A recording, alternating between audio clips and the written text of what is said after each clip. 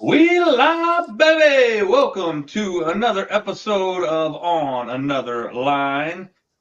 Today's main deal: which is better, Polar or Waterloo? Let us know in the comments. What do you guys think? Polar. I'm Team Polar. I got two here: raspberry lime, They taste pink the apple same. limping. What? I think they taste similar. I don't know.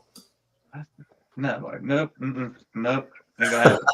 Anyway, we are joined by none other than Mr. Jared Sloan today. We're going to have a discussion about fall fishing, and I want to apologize for the amount of lackadaisical videos that we've been putting out over the last few months. I personally do not have a boat to fish out of. JR's been busy with life things and family and all that stuff. Good news about my boat, may have it back here soon, which is going to be good. But without further ado, we're going to talk about fall fishing in just a second with Mr. Jared Sloan and the rest of us here on the line right after this short intro. So let's do it. That's a life of a fisherman you wouldn't understand. Something you can't feel on dry land. Gotta get your arms way up in a cage and set the hook on smallmouth bass, and then you'll understand. Gotta get your hands on a Shimano reel and a G-Loom that's trying to bet you like what you feel. Step on the deck, give it the world. Hello, welcome to my world. And we are back. Welcome to another episode of On Another Line Live. Again, joined by Mr. Jared Sloan today, a local hammer who likes to go out and catch them like we do. So, again, apologize for the kind of spotty service that we've had the last few weeks about putting videos out. Life happens. Yesterday, we were supposed to be live. I had some internet issues, but we're back. Ohio, it's just it's just It's a God's place. country.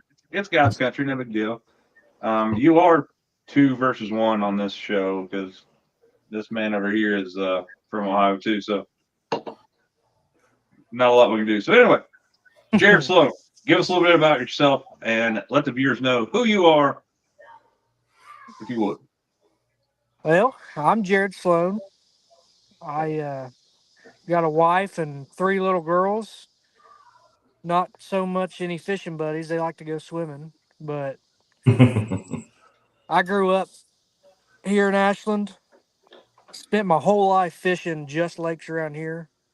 And just recently, after, life happens and got a job, and now I'm finally getting to go places that I never thought I'd get to go, like St. Clair and Chickamauga and Gunnersville. And it's hard to believe how much different lakes around here are compared to other parts of the country. Those people are a little spoiled when it comes to fishing. Yeah, But no, like I've said this a lot lately, all my life really. I really don't know why there's so many people in our area that love to fish. I mean, look at there's 3 of us right here with it, live within 20 minutes of each other. There's a lot of people digging into the show and all that stuff, but like if you think about like the tackle box open house, there'd be like 3,000 people through the door in a very small community, really very nice tackle shop, but like 3,000 people that love to fish. And we live in what I like to call the armpit of America for bass fishing. Like, I don't know what it is. Like, we don't live Gunnersville. We don't live in Chickamauga. We don't live in like St. Clair or Erie. I can understand why we would like that stuff. Man, around here, I guess I always say you got 2 options. You can fish. I guess there's 3 options: fish, play music, and do drugs. Or sometimes you can do all 3. Yeah, I meet a lot of those people on the latter side. Yeah. that is the great thing about this area, though, is if you like a challenge, this is definitely the place to come because you can get a lot better at certain techniques and fishing just coming here and fishing. So I think that's why there's a lot of hammers around here. Like, I mean, like Chris Malone, Kinder, Brad Taylor at Borders. There's just so many people around here that just absolutely catch it. Like, you got Jimmy Young Boone, these guys. guys, Matt Messer and Leif Messer, they're hammers too. Yeah. I mean, Bassmaster Classic qualifying Messer there. So, with that being said, we're now like in Ohio here where I'm at, it seems like we get like a couple days of spring and a couple days of fall, and then we get like 100 days of summer and 100 days of winter. And just last weekend, it was like 95 degrees. I talked to somebody, a buddy of mine lives in Indiana, and he was like, "Man, it's been a very mild year this year." I was like, "What do you mean mild?" I was like, "It hasn't rained around here that much." He's like, "No," he said, "It's only been like 83 or 84 degrees in my house the entire summer." I was like, "Dude, it's been like 95 plus degrees in my house since like May." And it just keeps getting hotter. But now, last weekend, it's like light switch goes off. I woke up this morning. I was like, walked out of my house with shorts on. I was like, I thought I was gonna have to go put some jeans on. Like it's crazy the amount of the weather pattern has changed just a week. Yeah, I'm ready for more of that cooler weather. And I think that's kind of why I thought, why don't we start talking about fall fishing? Because to me, late summer fishing is the worst. I think even winter fishing is a little bit better than late summer fishing in some aspects. In late summer, I feel like it's really hard to get pumped like you can catch a big one, whereas at least if you're fishing in January and you're excited because you haven't got to in a long time and you might catch a big one. But that's why I thought maybe fall fishing would be a good topic to kind of segue in tonight. So since Jared's our guest, let's kind of get rolling on that and talk about what's your favorite thing to fish and what do you like and not like about fall fishing. Hey, Mark, what's going on before you get started there, Jared? Dale, Jared, I'll put it clear, but it's actually Cool. Wrong. Coal Grove, COAL Grove. Ohio. If you look at the most southern tip, it's called South Point. I live like 8 miles, I guess, northwest of there, literally right across the river from Asheville, Kentucky, about 20 minutes from Marshall University in Huntington, West Virginia. So, Jared, fall fishing, what's your do's and don'ts? The biggest thing when it comes to fall fishing that you don't need to do is fish slow. And by fishing slow, I mean in summer fishing, you can go down a bank and you could take an hour going down a bank. And you might catch two or three going down the bank. But in fall fishing, those fish are moving. They're going after bait, they're pushing bait in back of pockets, and it could be super slow. But if you keep moving and fish fast and cover a lot, and when I say fish fast, I mean cover water. They're biting somewhere and they're all pushing bait up. If you just keep moving, I think a lot of it like pre-spawn, almost, almost. I fish the same areas pre-spawn that I do in the fall, and I fish it almost identically as far as you move, and you fish thorough, but you fish quick. There's no sense in going down a bank and just flipping a jig. I mean, these fish are in the fall. Now, fall transition might be a little different, but once it truly gets to fall, those fish are aggressive and they're active and they're on bait. Yeah, so that's one of my big takeaways from the fall too is fishing the shad spawn that's going to be happening in the backs of creeks. And this is the time of year. Jared mentioned it earlier today, maybe yesterday, talking to me. But like when I think fall fishing, I think of top water, and usually the faster the better. But like we're talking buzz bait, something that this is where I think if you have fish that are busting and you have schooling fish, I think the jackal riser or the absolute knockoff of a bait that Berkeley just come out with, the evader. Evader. I love how they're not even like they're not even it's literally a jackal riser bait that they just like put the Berkeley name on. But those baits, when I first started throwing it, those baits was really tough for me to fish because I thought it was going to be like a walking style bait where you would throw it out there and it would float on the water. That is absolutely not the truth. That bait will freaking go to the bottom in about 3 seconds. Super heavy, but it just basically skirts on the water. It just basically bounces around. It looks like a bait fish is being chased by a fish. Really good bait. Can't go without saying the Spook Junior, the bone white Spook Junior. With I like the one that I think they call it an enhanced tail or what. It's got the tied like the feathers on the back of it. I love those two baits for fall. Jack had his first day of school today. Third grade. Well, Jack, Jack and Kinley, Jared's daughter, are in the same class. So we found that out randomly the other day. So, Jack, just to let you know, tomorrow is my first day of 35th grade. 35th. Like of teaching? Like total. What? So, Lifelong learner, bro. yeah. Anyway, so another thing about fall that Jared has already mentioned is the like. I don't think you can be afraid to really throw something that is very fast moving, like a buzz bait. I really like that. Crankbaits are really good. This is at the time of the year where when the water starts starts cooling down, get in that magical like 55-degree range. You pull out the jerk bait again. I like a Jackal Reed Range 110. We've talked about this a million times. I also like a you can't not say the Mega Bass Vision 110.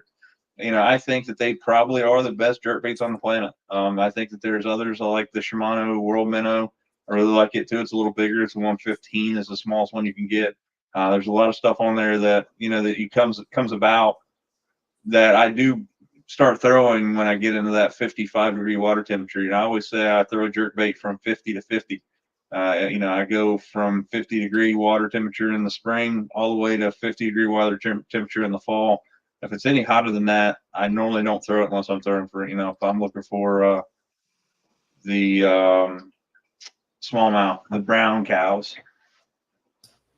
One thing that we haven't really talked about yet that I definitely think about in fall is chasing small bait.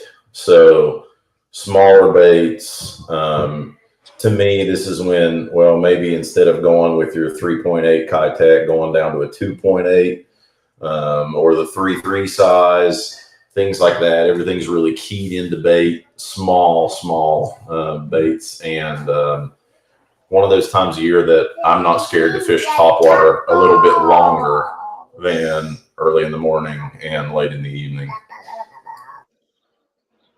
Yeah, and I think another thing with fall that I have a hard time dealing with is that fish typically suspend during the fall for me. It seems like I'm trying to find out what's going on, trying to figure out where they're at. Fish they tend to start schooling back up again, which is really nice, especially if you're live scoping, which is, it's like thou that shall not be named.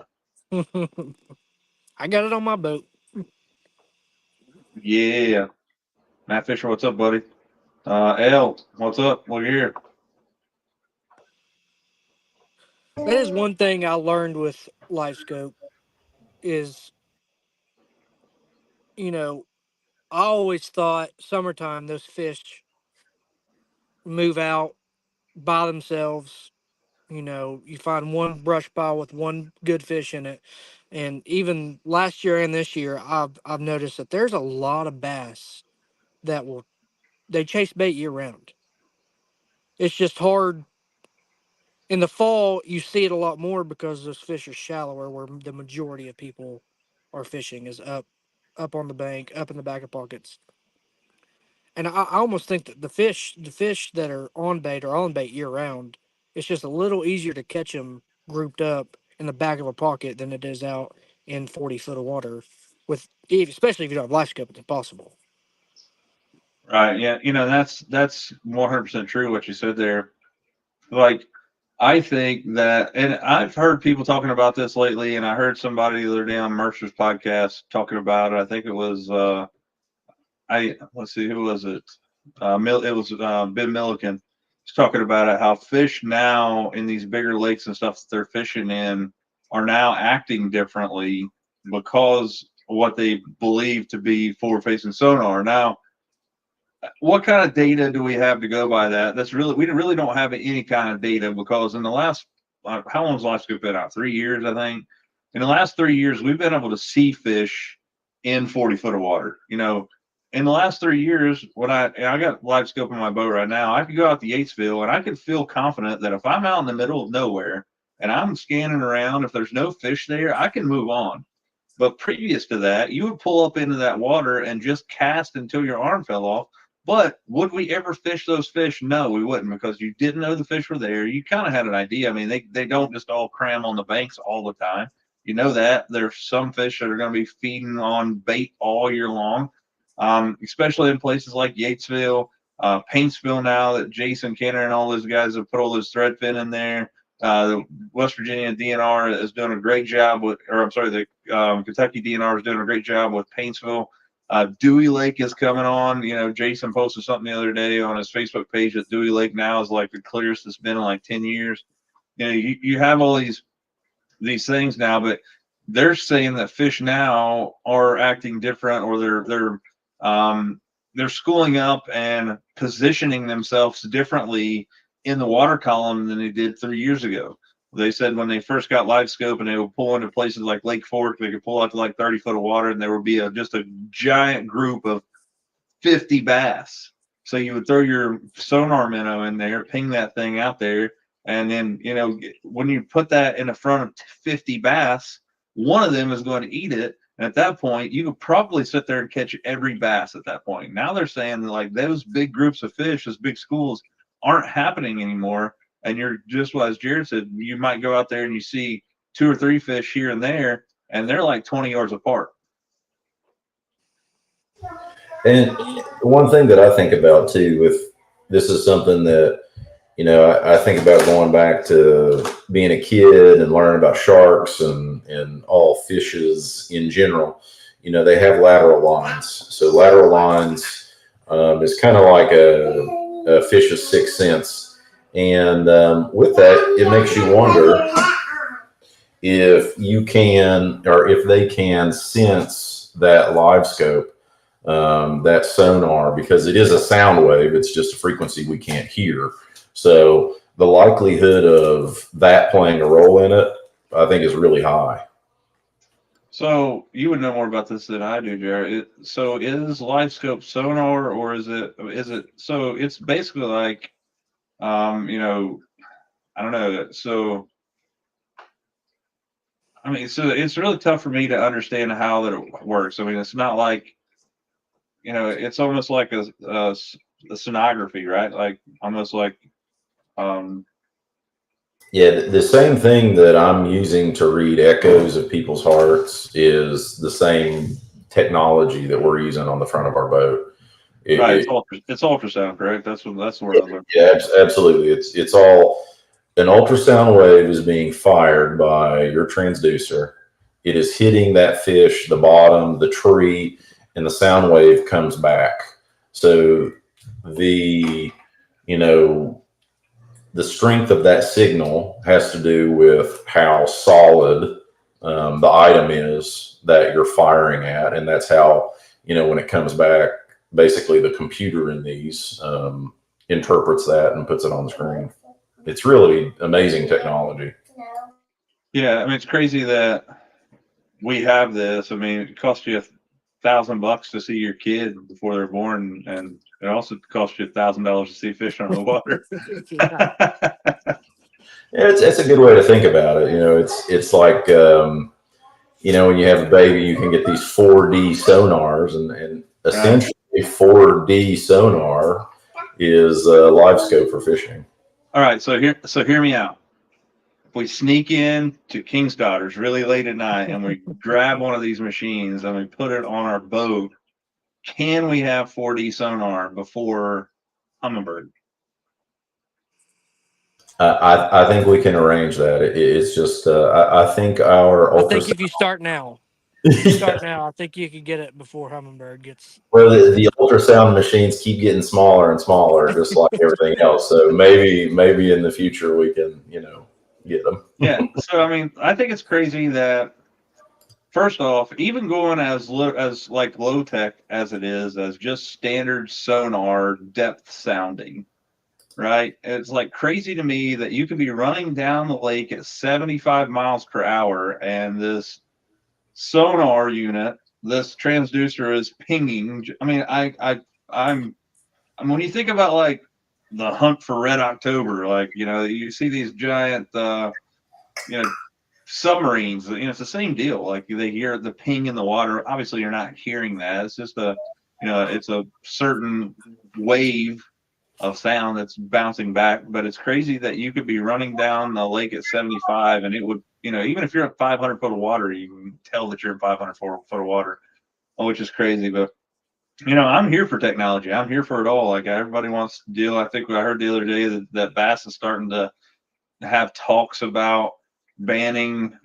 It's more like not banning LiveScope as a whole, but they're talking about screen sizes and screen amounts. Like you have like 60 inches or whatever it is, 60 inches of graphs on your boat, which is still crazy. But I did hear something the other day. It was actually really pretty crazy, and I never thought of it. The reason that they're kind of talking about making the screen size a certain width or whatever that you can use. I think it was it's not Tak, it's what's the other Japanese fellow that's been smashed? Taku Yeah, Ito. Takuruto. Yep. Yeah, so he was talking about the other day. Taku is a small guy anyway, and he was talking about somewhere. I think it was on Mercer's podcast the other day that he was talking about his front graphs. He has to look in between like where the graphs mount to see out the front of his boat. And like if that doesn't scare you as a boater on the water, somebody running 75 mile an hour in a glitter rocket, and the only thing they can see is this much. Yeah, it's going to become a safety issue for sure, and I mean, just a matter of time, Gosh, these guys with these I think they do have. I think Bass does have when they go do their boat inspections at the beginning of the year. I think I saw this. I think it was on Ben Milliken's YouTube channel, where they actually measured the deck space on the front where the grass were, and it had to be under a certain amount. But I do think they're changing that to make it smaller. And I think I also read something where they might limit the amount of transducers that you can have on your boat, because these guys have them on their.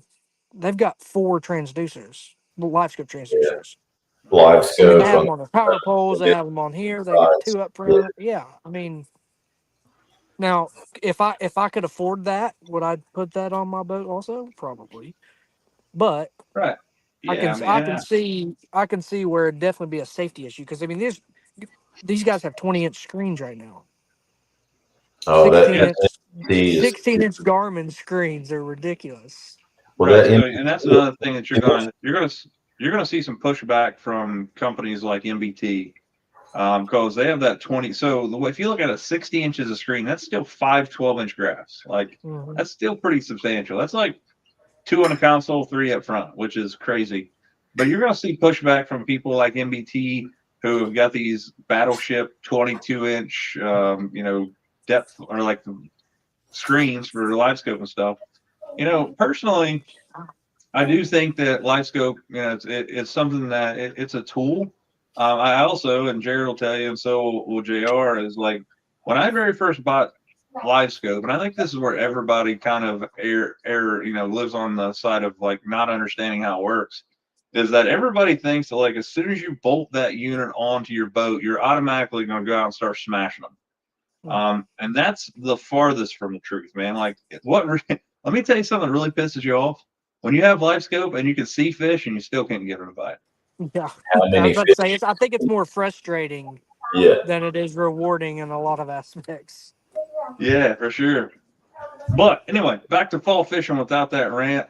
I do think that one of my favorite fall fishing baits on the planet is gotta be just a standard 1/2 ounce freaking football jig. I throw that football jig. I've got 3 of them tied on right now. I throw them. I throw a football jig year round, and yeah, me too. And I do like it in the fall. Yeah, I mean, like KD 1.5 too. Yeah. Small bait, shallow, backs of pockets, timber. That's another, one of my favorites. So I throw a jerk bait year round. I didn't. I've always thrown a jerk bait year round. It's not because I just now got live scope and throw a jerk bait. And that's one I learned from them. Not a lot of people knew it, but he was throwing a jerk bait year round. And in the fall, I found this new 6 cents jerk bait. It's the 97 DD, and it's a lot because the 6 cents jerk baits are already pretty big. This is it looks a lot like a Megabass 110 Junior, except for the Junior that it's a little bit bigger than the Megabass 110 Junior is a little bit bigger than this 97 DD, but I haven't thrown it yet in the fall because it just came out this past year, but I'm so excited for that bait because I threw it in the spring and I threw it. I'm throwing them right now, but I'm really excited for that because I love throwing jerk bait, but in the fall when they're feeding on the smaller bait fish, it's hard to get them to commit to a normal size jerk bait, especially the 6 cents. They're big, but the megabass I really like their jerk baits. For their price, they're pricey. $25 for a jerk bait. I So mean, I feel like I feel like that's like average price for a jerk bait. There must be a yeah, ton of technology that goes into it. I mean, mega bass are $25. Shimano World Minnows are like 18 or $19. Jackal ranges are like 22. So I do know one thing: when I lose one, I freaking feel it. I broke a megabass in half at Cumberland on a smallmouth this spring, and I almost cried because Yeah. I bought two of them at the tackle shop for $50, and I broke one of them. Yeah. So this is another bait that I like to throw. So we talked about the football jig that I throw. Um, Obviously, one of the partners here on our channel is Picasso Lures. They have we talked about it before, but they have this tungsten little spotty. This is a finesse jig, round head, basically like just a ball head jig that you would throw like something like a swim bait or something on. That they've actually got a weed guard. There are three. You can see them here in the picture. There are three titanium weed guards. Smaller hook. I like the fact that it's like a more beefy, smaller finesse hook. It's not like a Ned rig hook, which gets bent, it gets fragile and gets bent and breaks. These things are really nice. Has a bait keeper on it as well. This is a brand new color for iCast for them, electric green pumpkin. Again, 2X strong Gamakatsu hook. I like these because they are a lot smaller in stature, but they're also not a Ned rig. I don't mind throwing a Ned rig. I would much rather throw that jig. I just feel like that. I feel like a Ned rig gets bit by all fish, which is great. Like there's sometimes I go to Yatesville and stuff where I just need one more fish to make my limit. I'll throw on something like that or a small crankbait or something, trying to just catch a 15-incher. I feel like a Ned rig gets bit by everything, whereas a little slightly bigger jig like that may get a little bit bigger bite. Caught one of the biggest bass I've ever caught out of Yatesville, like 5.5 pounds, on that very same little tungsten, little spotty jig. So I feel like that like the thicker skirt, bigger profile of the bait kind of triggers a bigger bite. Do Honestly, you trim now the skirts on that also? What is it? Do you trim the skirts on the finesse jig also? Yeah, a little bit. You don't have to a ton. They're because they're a lot smaller. Berkeley Stunner 112. You got to know the Stunner is good. Rapala XR10. I don't know that I've ever used the XR10. It must be extra. It's probably a deep diver and a Yoser. I've done that.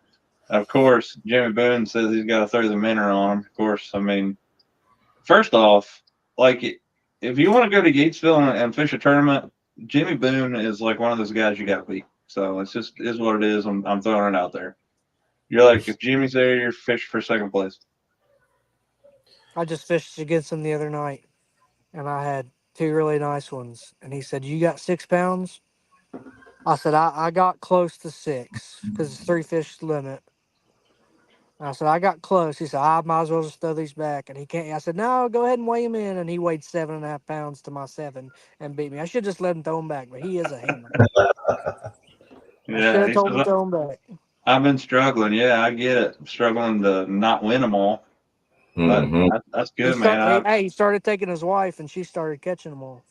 Oh, there it That's what it is. was. All the luck ran out on his side, and his wife started whacking. Yeah. Back to the Picasso baits. I found a bait last year that I never really threw, and it was the swing head molds they make. Same profile as a football jig, except for you can just put on a crawl on the back of it. It's a lot more. It's a lot smaller, a lot more subtle.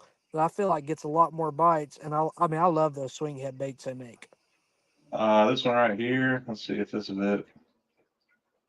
Is this it? Yes, it is. Absolutely love that bait. It's called the Fantasy Swinger. Yep. I So just here's a good one for you, Misty. Misty and I went to Lake Chickamauga, which, first off, anybody that's watched my videos for the last 5 or 6 years going to that lake, I want to apologize because I mispronounced that name of that lake. I used to call it Lake Chickamauga, and like I looked at the name for years and I was like, that's not how you say that at all. So anyway, Lake Chickamauga. Went down there. Misty and I go down there for our very first trip ever. Put in at Dayton. We were going out Sell Creek or whatever that is there, and talked to a buddy Mark Hickey he was telling me some spots to fish, and we stumbled upon this one little flat, and I was throwing a jerk bait, and I got absolutely crushed by a fish.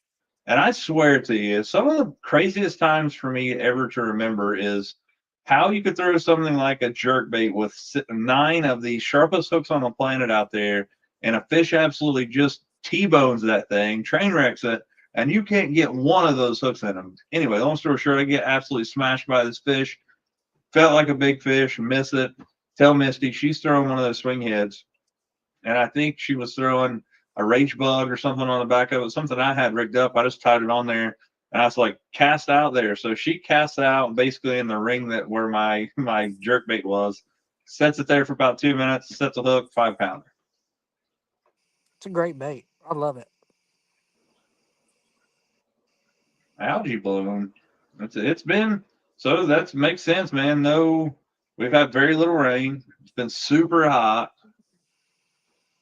Just recently, speaking of super hot, last weekend, not this past weekend, weekend before last, went to Lake Erie for an adult trip to go check out Put in Bay and drink a few adult beverages and hang out with my buddy Dusty. And we got a hold of Get Hook Charters. We got with Scott at Get Hook Charters, and we went perch fishing, which is something I never did. Like just went out just to catch perch. But I've caught perch when I was walleye fishing or bass fishing and what have you, and kept them. But we went out in a trip just to catch perch. We caught 150 perch in an hour and a half. I'm talking about flat whacking them. We were catching them 2 or 3 at a time. It was a great time, man. So, like, obviously, you've heard us talk about Get Hook Charters. There's a lot of stuff, we've been talking about getting you some opportunities to go. If you want to go to Lake Erie and catch walleye or perch or both, they'll even right now running some steelhead trips down around Huron. When we get out in the fall, this fall weather right now, they do move their boats down to Huron, fish a little deeper. But you're not going to find a better group of people to go with. Scott and Chuck at Get Hook Charters will put you on the meat. And if you'd like to go out and catch some perch or whatever, we went out the second day with Only Fins Sport Fishing Charter. My buddy Aaron Dix has another charter boat. It's got an awesome sport. I think it's like a Starcraft. I could be wrong, but it's a super nice boat, aluminum rig, tons of room to fish. Great people that put you on the meat for sure.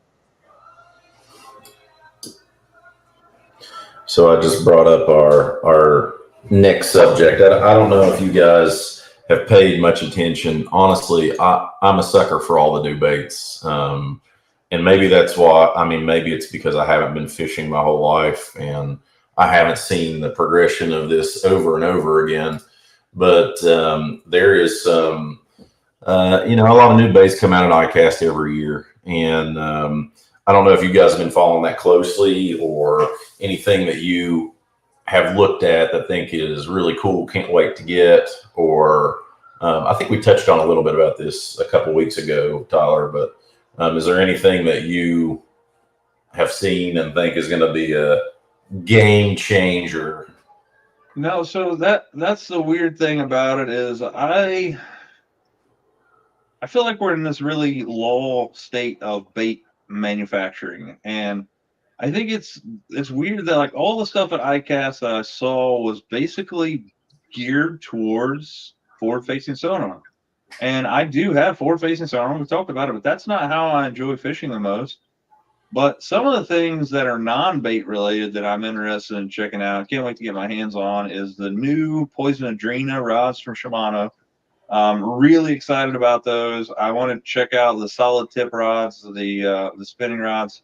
I will tell you this: the Poison Adrena rod series is my absolute favorite rod series on the planet, and here is why I don't. Well, let's put them this way. I'd say it's my second most favorite rod series on the planet. Let's talk about why they're not. My number one is probably going to be an NRX Plus, whether that be casting or spinning. But a Poison Adrena rod should be right there with them. It would be a close neck and neck 1-1. They would be the exact same rod. The reason that I like the Poison Adrena is that normally the Poison Adrena rod series is about half of the weight of an NRX Plus. It's crazy how light they can get them. I really like the fact that they have tried to make this the most finesse rod as possible and cut the weight everywhere. Some of the downfalls that I don't like about it is the fact that they only have a certain amount of rod actions and things. And the last thing is the warranty. The only reason that I don't say the Poison Adrena is the best rod on the planet is the fact that they only have a 1-year warranty. You're talking about, you know, $400 rod. And when you look at that situation, $400 and you only have a 1-year warranty, that scares a lot of people away, and I get it. And that's no different with this new Poison Adrena. But they brought in basically the same reel seat that the Poison Ultima has on it, which was released, I guess, last year at ICAST. Here in they've been in the JDM market for years, but they did bring them over here in the United States. And that's an $800 rod. Do I have one of those? No. Well, I'm one of those. No. Somebody does. They're great rods, but they're not for me. But it also has fluted handles. You have a lot of cool stuff. But another thing that I'm really interested from the Shimano rod line of things, I can't wait to get my hand on a new Vanford.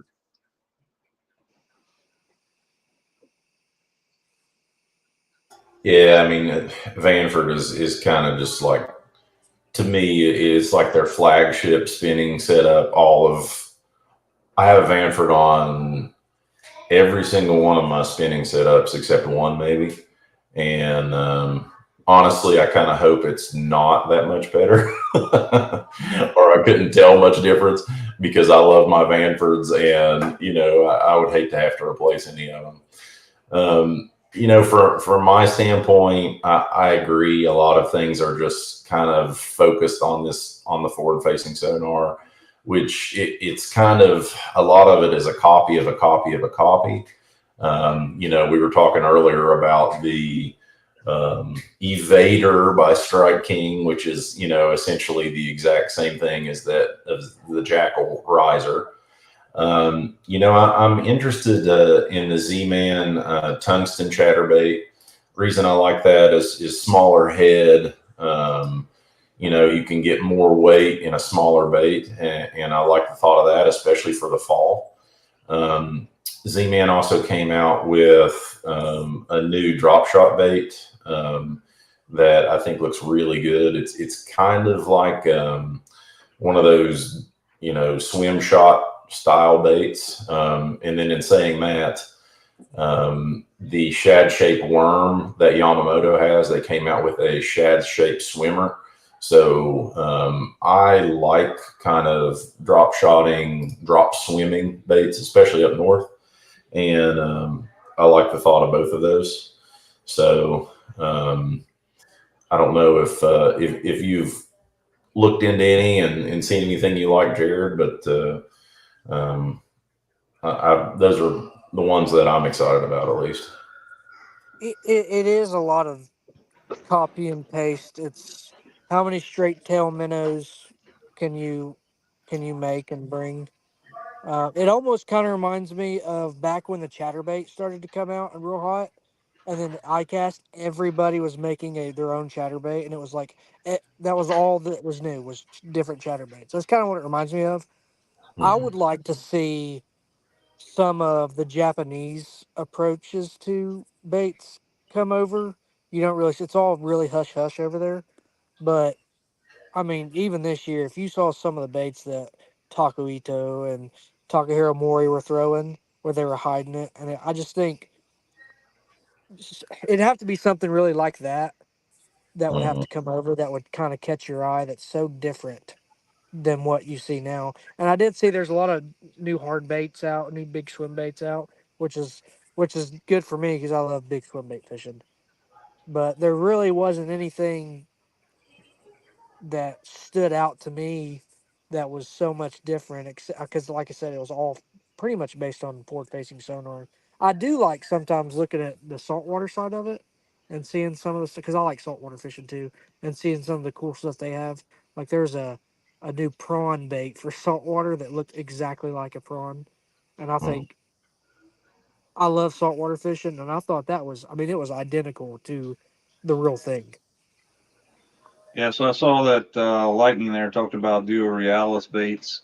I don't think there's a better spy bait on the planet than a Duo. This is a Duo 90 spin bait. This is a bait cast model in river bait. I just like their color patterns are amazing.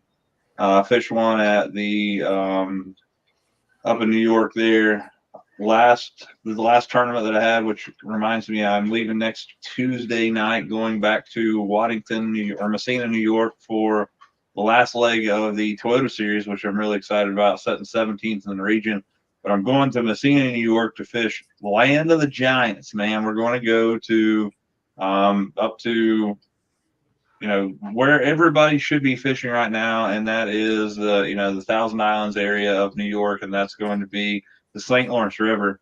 I shared something with JR yesterday. A guy caught an 8-1, I think, smallmouth, missed the state record by like 3 ounces there.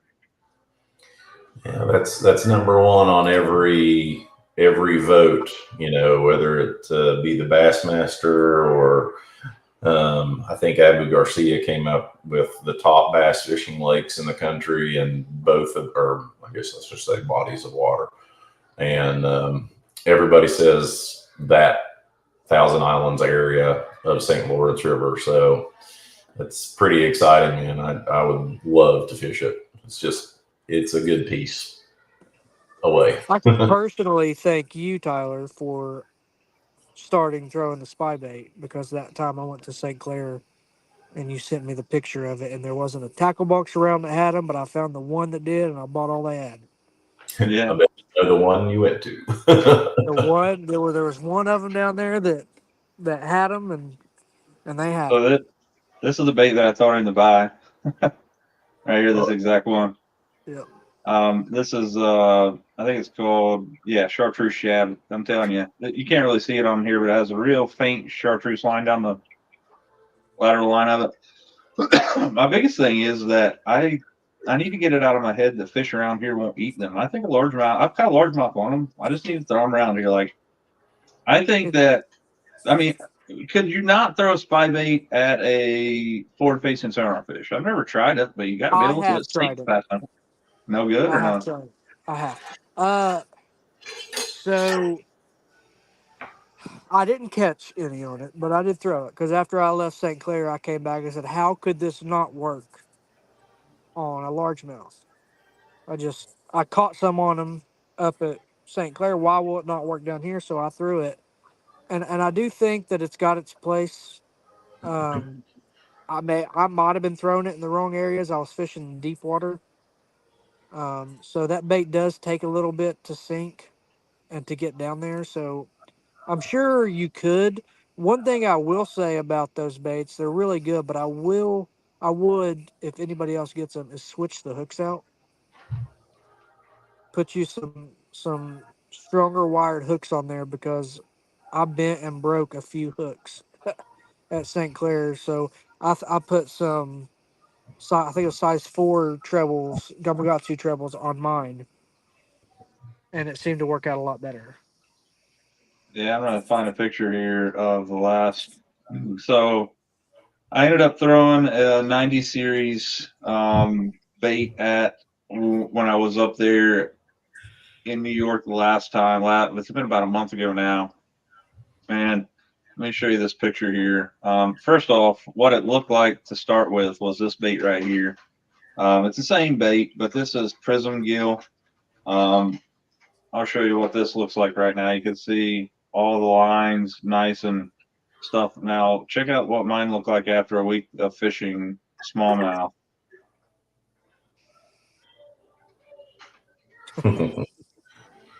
That joker saw some action, man. You know, It's a pretty sweet it bite was, too.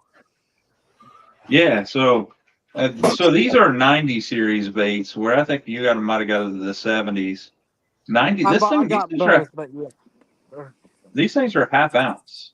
Yeah. So they get pretty good. Throw this thing. I've been throwing it on a 610 medium glass poison adrena, 14 pounds, online FC sniper. And people, I had somebody comment, how am I getting that much casting distance out of that setup? Well, talking about the line thickness. First of all, Sunline is pretty small anyway, but you throw a half ounce bait, I figure you could throw it on 20-pound test, but it just seems like I would feel, first off, these baits are not cheap. These things are $20 a piece too, so I don't want to lose them. But I'm also fishing, potentially for a $50,000 boat, so I don't want my line breaking to cost me to do that. Yeah, that's a company I'd like to research a little bit more. I see, was it Lightning talking about those, and I think the spy bait is the only thing that I have of Duo, and typically these companies, when they have one good product, the line tends to be pretty daggone decent. They get bit, that's for sure. Yeah, When I well, was guys, there, what the about that? mayfly hatch was going on. JR and I hit that up there at St. Clair 2 years ago, or was that last year? There's something special about throwing a top water. So JR and I had this like 1-2 punch going on. He was throwing a popper and catching fish, and then like as the day went on, the sun started getting higher in the water, and we stopped catching fish. I was throwing that spy bait, but I was just throwing it out there, and as soon as it hit the water, I was reeling it, basically floating under the water and getting smashed. And then I was like, I wonder if we stopped catching fish. Like, I wonder if they're a little deeper. So I cast this bait out there, let it sink for like 5 seconds. I make 3 reels, reel cranked, and just get absolutely smashed. And caught the biggest fish of the trip. It was like 5.5 pound smallmouth. I was like, well, yeah, it looks like they're a little deeper. But I love fishing like Lake St. Clair. If you've never been there, you should go. This year it was tough though, man. I was up there 4 times and like never caught a fish over 5 pounds. Yeah, it was. I was just telling JR whenever I was up there, it was. I stayed for. I think I was there 4 days, and the first 3 days were tough. And when I say tough, St. Clair tough is like 30 fish, 40 fish a day. Right, yeah. Good days are 100, well Yeah, over 100 plus. got to actually work for it. Yeah, but the last day I was throwing, the sun started to set almost, and the water got slick calm, and I picked up a spook, and that was the funnest 30 minutes of fishing I think I've ever had in my life. Was watching those smallmouth come up and just knock it 5 foot out of the water. Yeah, there's something special about it. I didn't realize. I'm just looking here on Do Everybody Else's page here because Lightning's talking about all their stuff on here. I didn't realize they had 100 size, 5/8 of an ounce. Whew. Yeah, I'd have to put that on a 5-to-1 gear ratio, I think. Yeah, so I was looking here, the G fix. Is that? What is that? Trying to find it here. I can't. Obviously, you guys aren't seeing this, but I see I see a G fix on here, but it doesn't say what it is. I guess it just makes it heavier. Oh, here we go. Riel's 5880 G fix. Deep cover on casting gear, recon territory with Pro Tune tournament ready G fix. G fix increased performance and unique signature action, able to meet the windy tournament conditions head on. Man, their colors are just so solid too. Yeah, for sure. Yep, guys, we're about that 50-minute mark. So if you guys have any questions for Jared or anything fall fishing related, drop them in the comments below. It's Jared, appreciate you sticking around with us. We'd love to have you on more often, talk some more Yeah, stuff. appreciate you having me. I was super excited whenever you all asked me, and The it real reminds question is, me. the real question is, did you get those cables out of your boat? Yes, I did, and it took every bit of patience that I had. Um, I was telling Jr. It's a lot different. Wiring a boat sucks. No, Oh yeah, no way no around doubt. saying that. But taking, I guess, uninstalling wire in a boat that you did not install the wire into might be a little tougher. Yeah, no, it is. It's 100% because you got to, one zip tie could hose you. Like if you Yeah. don't know where that one zip tie is at, or like a zip tie gets wrapped around somewhere else and you pull it back through the boat and you're like, and then things really get hosed up. But Well, yeah, so I anyway, was super worried about because I've got my black box and my live scope and everything else up there, and I was afraid. I was afraid of what I could cause damage to by getting frustrated and trying to uninstall the wires. I will say one thing though. I remember, I don't know how many years ago it was, but you had a video out on your YouTube at Yatesville in the fall, deep cranking a creek channel in the back of a pocket. Do you remember that video? now run that by me again. It was a video of you at Yatesville deep cranking in the fall in the Okay. back of a pocket in a creek channel. Yep, And we that was want probably to. one of the funnest videos I think I've ever watched. And that's been years ago. Yeah, we want a tournament out there. Me and my cousin Josh throwing a Yeah. 6XD in the timber. Yeah, in the timber back of the creek. Yep, I remember that. Yeah, and that was like most people don't think about that. Like, think about a 6XD running 25 foot, and I'm literally throwing this joker right through the middle of trees. Yeah. But they were just smashing it. Yeah. That's a good deal. Yeah. Well, guys, I appreciate the joining around with with us this week, sitting around the campfire talking about fishing. But yeah, so Dale, I saw you mention Nashville earlier. I've been down there several times. Matter of fact, I've played in several of the bars on Broadway in Nashville. Last time I was down there, I played at Tequila Cowboy. We played at Miranda Lambert's bar. And then we played at Luke's, Florida Georgia Line when it was there. Several bars I played down there. So I don't know if I'll be back in Nashville soon, but if I do, I'll definitely look you up, man. I'd love to come down and do some fishing.